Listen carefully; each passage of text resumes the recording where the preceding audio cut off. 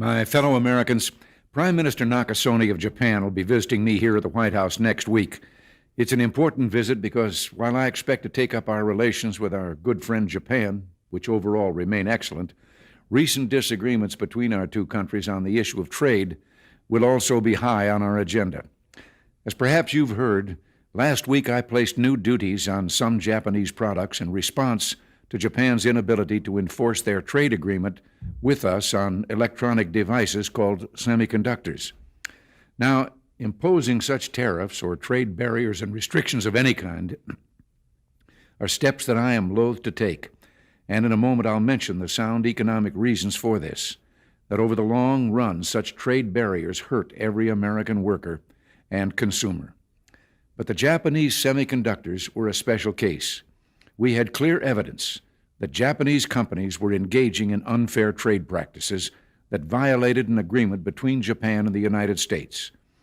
We expect our trading partners to live up to their agreements. As I've often said, our commitment to free trade is also a commitment to fair trade. But in imposing these tariffs, we were just trying to deal with a particular problem, not begin a trade war. So next week, I'll be giving Prime Minister Nakasone this same message. We want to continue to work cooperatively on trade problems and want very much to lift these trade restrictions as soon as evidence permits. We want to do this because we feel both Japan and the United States have an obligation to promote the prosperity and economic development that only free trade can bring.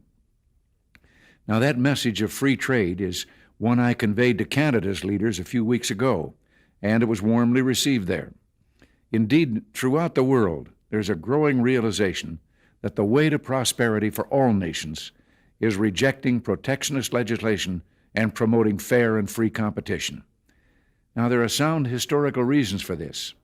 For those of us who lived through the Great Depression, the memory of the suffering it caused is deep and searing.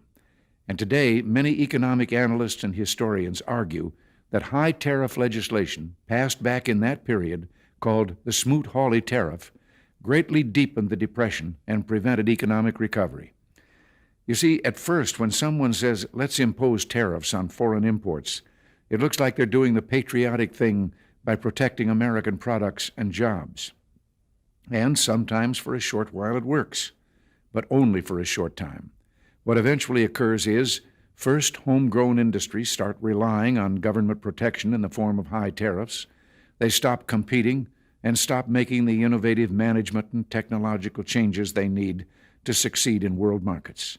And then, while all this is going on, something even worse occurs. High tariffs inevitably lead to retaliation by foreign countries and the triggering of fierce trade wars.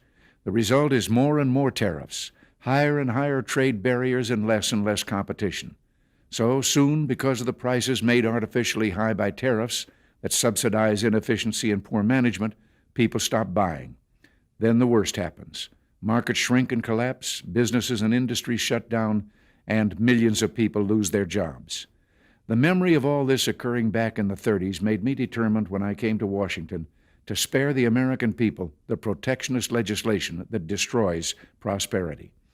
Now, it hasn't always been easy. There are those in the Congress, just as there were back in the 30s, who want to go for the quick political advantage, who risk America's prosperity for the sake of a short-term appeal to some special interest group, who forget that more than 5 million American jobs are directly tied to the foreign export business, and additional millions are tied to imports.